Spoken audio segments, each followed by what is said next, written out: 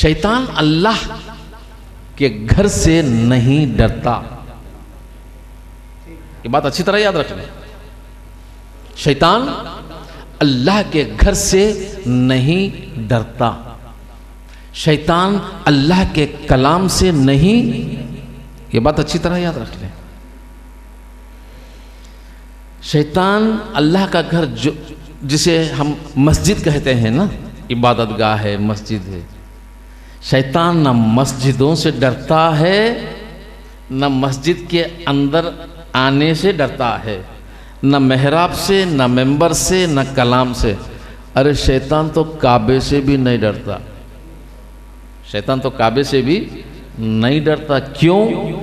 شیطان بھی نمازی ہے، شیطان بھی کلام پڑھتا ہے، شیطان بھی طواف کرتا ہے. ارے اس کا قبلہ بھی کعبہ ہے. یہ بات کو اکثر سمجھے نہیں آج کل لوگ.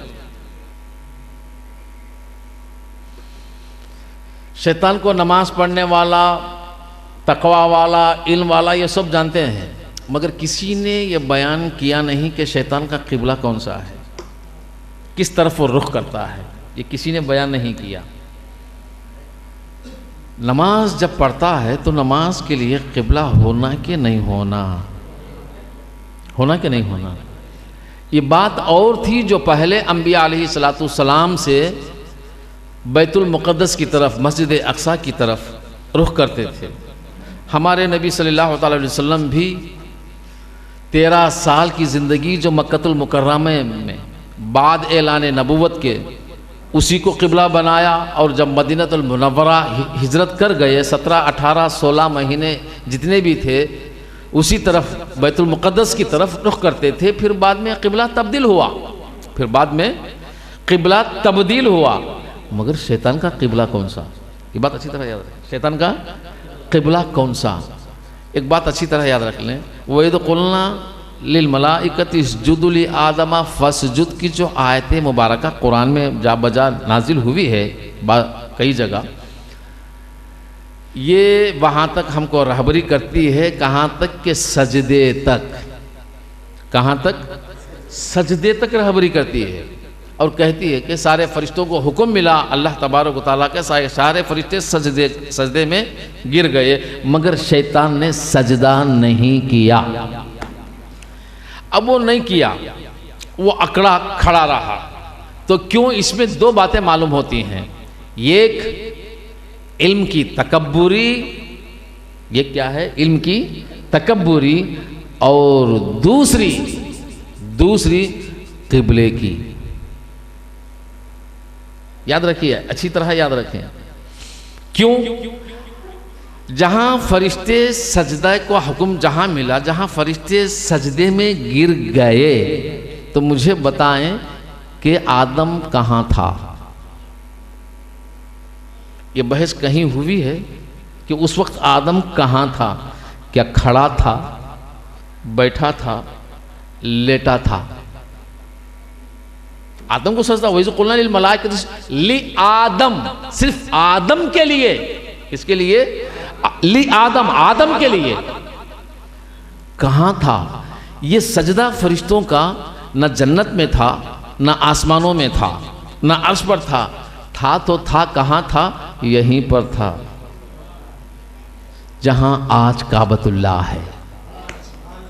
جہاں آج کعبۃ اللہ ہے. اور آدم علیہ السلام وہیں تھے جہاں آج کعبہ بنا ہے. اللہ تبارک و تعالیٰ نے اسی نشانی کو اس کا گھر بنا دیا ہے.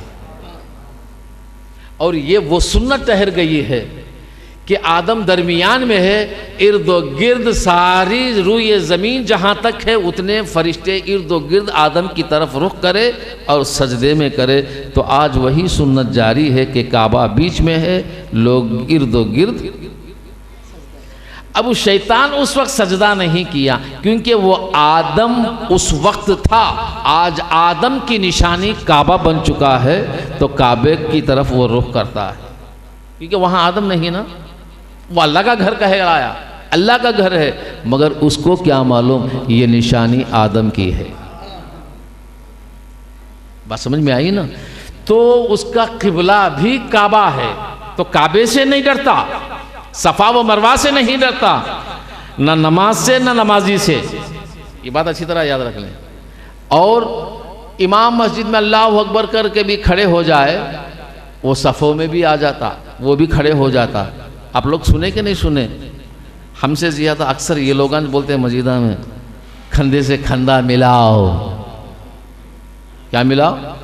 ہاں، انگلیوں پیروں سے پیر ملاؤ، ایسے ملاؤ کہ ایک پیر جنوب ایک پیر شمال۔ دیکھا نہیں آپ لوگ؟ کندھے سے کیوں بھائی؟ کس لیے؟ وہی کہتے کہ شیطان بیچ میں آ جاتا۔ ارے تو نماز پڑھتا ہے، نماز میں شیطان کیسے آئے گا؟ اچھا بولے حضرت، سب سے زیادہ اچھی نماز تو شیطان ہی پڑھتا۔ بات سمجھ میں آئی نا؟ اور ایک پتے کی بات بتاؤں میں آپ کو، نہ خدا کے گھر سے ڈرتا ہے، نہ کلام سے ڈرتا ہے، اور نہ کعبے سے ڈرتا ہے۔ کیوں؟ شیطان کا بھی خدا ہے، وہی خدا ہے، شیطان کا بھی وہی خدا ہے۔ اور ایک پتے کی بات یہ ہے، جہاں خدا کا گھر ہے، شیطان نے بھی اپنا گھر وہیں بنایا ہے۔ شیطان نے بھی اپنا گھر وہیں بنایا ہے، مگر دیکھیے خدا نے اپنا ایک گھر بنایا تو شیطان 3 گھر بنایا۔ کتنے؟ اب ہمارے بھائی صاحب سے پوچھیں، یا حج کو جتنے بھی گئے ہیں ان سے پوچھ لیں، یہ کنکر کتنے جگہ مارتے؟ کس کو مارتے؟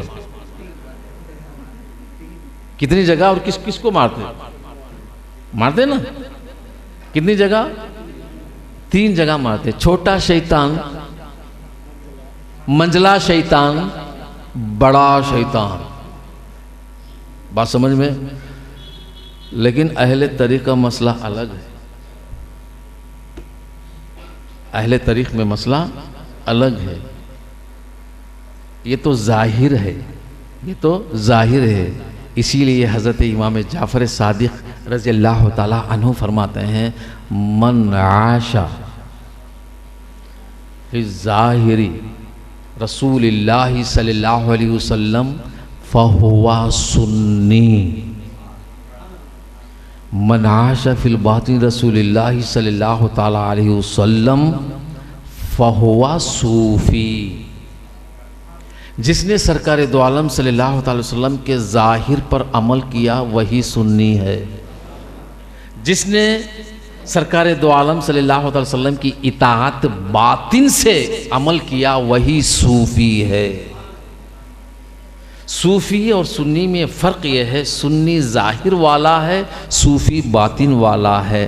تو جو باطن والا ہے اس کو اہل طریق کہتے ہیں، جو ظاہر ہے اس کو شریعت کہتے ہیں۔ اب مکۃ المکرمہ میں حج کے جتنے بھی ارکان ہیں یہ شریعت ہے، یعنی ظاہر ہے، باطن اور ہے۔ اور یہ 3 شیطان، چھوٹا، منجلا، بڑا، یہ صوفیاء اکرام فرماتے ہیں یہ تیرے 3 نفوس ہیں۔ کیا ہیں؟ 3 نفوس ہیں، جس کا ذکر قرآن مجید کرتا ہے کہ پہلا نفس جو ہے یہ نفس امارہ ہے، دوسرا لوامہ ہے، تیسرا ملحمہ ہے۔ کیا ہے تیسرا؟ ملحمہ ہے، امارہ ہے، لوامہ ہے، اور تیسرا ملحمہ ہے۔ یہ 3 نفوس ہیں۔ 4واں نفوس مطمئنہ ہے۔ 4واں کیا ہے؟ مطمئنہ ہے۔ لیکن یہ جو 3 نفوس ہیں، امارہ الف سے، لوامہ لام سے، ملحمہ میم سے، تو یہ 3 حرف بنے الف، لام اور میم۔ تو قرآن مجید کی ابتدا اللہ تبارک و تعالیٰ انہی حرفوں سے کیا ہے تاکہ ان 3 نفوسوں میں جو تمہارے اندر جو شرک کو، جو کفر، جو ضلالت اور جو برائی، بدافعالی، بدکرداری، سرکشی، جتنی بھی ایک ایک نفوس میں جو بھری ہے، اس کو سب رد کرتے جاؤ، نکالتے جاؤ اور پاک و صاف ہوتے جاؤ۔ جب تھوڑا پاک و صاف ہو جاؤ گے، ستھرے ہو جاؤ گے، پھر وہ کتاب تمہارے لیے ہدایت والی بن جائے گی اور تم تقوی والے متقی ہو جاؤ۔ بات سمجھ میں آئی نا؟ اس کے تو کئی معنی ہیں، ایسے تو کوئی تفسیر مفسر اس کے معنی لائے نہیں ہیں، مگر صوفیہ اکرام فرماتے ہیں یہ طریقت ہے۔ کیا ہے یہ؟ طریقت ہے۔ تو میں کہتا ہوں قرآن مجید کی ابتدا طریقت سے شروع ہوئی۔ بات سمجھ میں آئی؟ تو بحر کیف یہ شیطان نے 3 گھر بنایا۔ کتنے بنایا؟ 3 گھر بنا لیے، وہ بھی کہاں؟ اللہ کا گھر جہاں۔ آپ لوگوں نے کبھی سنا ہے پیارے رسول کریم صلی اللہ تعالیٰ علیہ وسلم مدینہ المنورہ تشریف لائے، کبھی شیطان وہاں گھر بنایا؟ بنایا تو معلوم کیا ہوا؟ وہ خدا سے نہیں ڈرتا مگر رسول سے ڈرتا ہے۔ ہائے، کس سے ڈرتا ہے؟ رسول سے ڈرتا ہے۔ خدا سے نہیں ڈرتا، خدا والوں سے ڈرتا ہے۔ اس لیے کہ مدینہ المنورہ میں خدا والے ہیں۔ یاد رکھیے کون ہیں؟ اللہ کے محبوب ہیں۔ وہ اس کا جانا تو مکے میں، وہ تو اس کا گھر ہے، مرکز ہے، ہمیشہ جاتا ہے آتا ہے جاتا ہے آتا ہے، مگر قسم خدا کی مدینے میں نہیں جاتا، کیونکہ مدینے میں عمر رہتا ہے۔ کون رہتے ہیں؟ عمر رہتے ہیں رضی اللہ تعالیٰ عنہ۔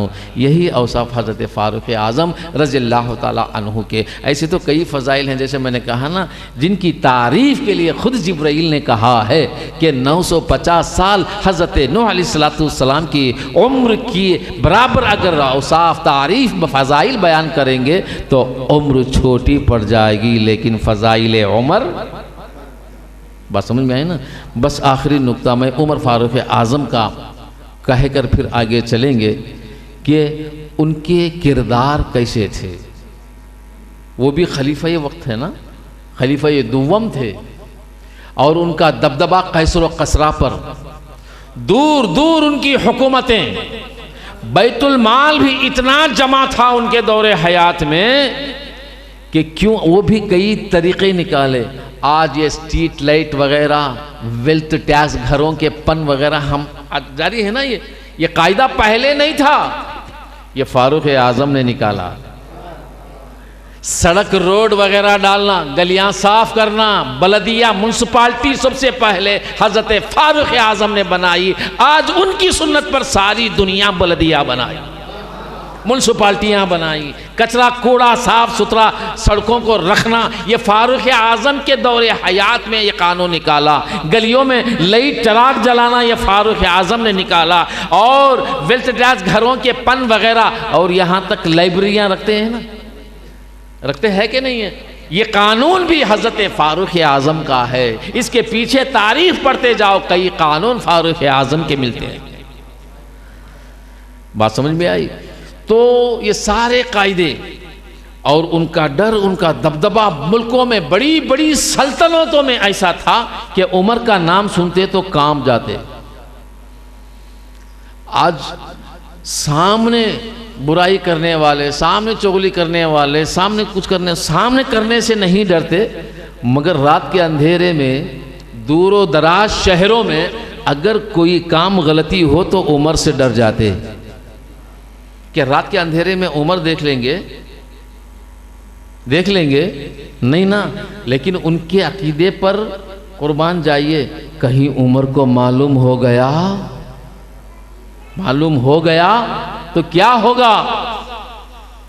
اب وہ کچھ جواب ملے گا نہیں، سیدھے تلوار چلے گی۔ کیوں؟ کئی قاعدے، کئی قانون ایسے کیے ہیں۔ یہی قرآن بیان فرماتا ہے کہ اللہ تبارک و تعالیٰ کے رسول صلی اللہ علیہ وسلم کی بارگاہ میں جو فیصلہ یہودی مسلمان کا آیا، سرکار نے یہودی کے طرف فیصلہ کر دیا، مگر وہ مسلمان رہ کر بھی رسول کے فیصلے پر مطمئن نہیں ہوا، اور کہا کہ رسول کوشی عالم میں تھے کہ